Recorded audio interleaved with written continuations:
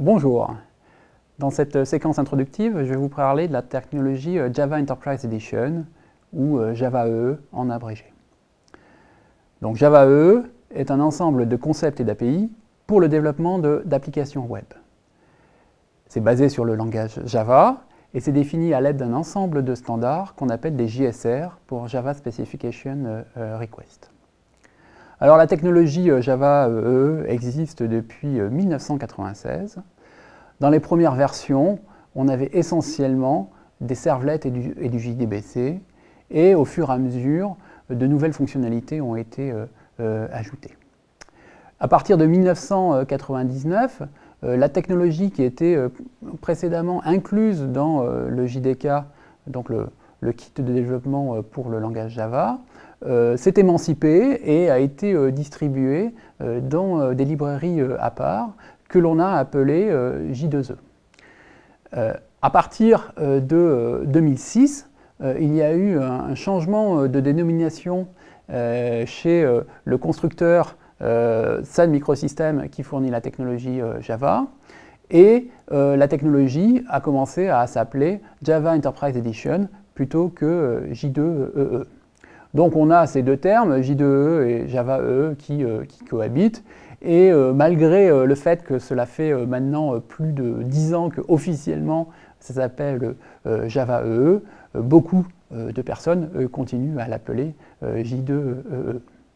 Alors en 2009, la technologie a été rachetée par le fournisseur de bases de données bien connu, Oracle, et c'est maintenant Oracle qui distribue Java. Alors les domaines d'application sont très variés, même si c'est essentiellement pour des sites web. On peut citer le fait que c'est employé également pour des sites de e-commerce, soit dans le cas B2B, soit dans le cas B2C, ou pour des plateformes collaboratives. Alors, avec Java EE, on va parler de serveur d'application. Donc un serveur d'application, cela va être l'infrastructure logicielle qui permet d'héberger les applications qui sont développées selon le standard Java EE. Donc voilà, on a cette idée de serveur qui héberge des applications. Alors il y a différentes implémentations de serveurs d'applications Java EE, et en particulier il y en a une qui est dite de référence, qui s'appelle Glassfish, qui est développé par Oracle et qui sert de base en fait pour étalonner et vérifier que les spécifications sont bien cohérentes et implémentables. Alors ce n'est pas forcément le serveur d'application le plus efficace, mais en tout cas c'est le serveur d'application que l'on peut considérer comme étant le plus proche du standard. Au-delà de cette implémentation de référence, il y a un grand nombre de serveurs d'applications disponibles sur le marché, que cela soit des serveurs d'applications commerciaux, comme par exemple WebSphere d'IBM ou WebLogic d'Oracle, ou que cela soit des serveurs d'applications open source, comme Tomcat, JBoss ou Jonas.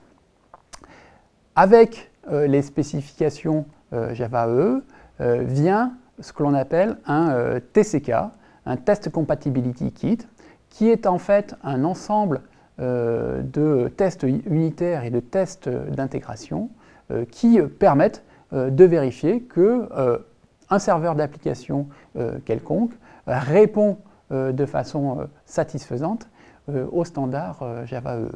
Alors il y a un grand nombre de tests, plusieurs dizaines de milliers, et ce TCK est disponible gratuitement pour les applications open source et payant pour les serveurs d'applications commerciaux.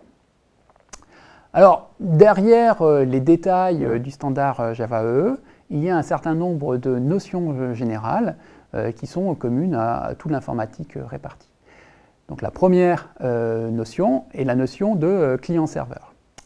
Donc cette notion est simple et met en relation deux entités. Donc le client qui est en général un utilisateur qui utilise un équipement, un laptop, un desktop ou un mobile, et qui va envoyer une requête à un serveur. Le serveur fournit un ensemble de services, et ces services ont une finalité quelconque. C'est par exemple retourner une page web ou une requête d'accès à une base de données. Donc lorsqu'il reçoit une requête, le serveur l'exécute et fournit une réponse qui est retournée au client.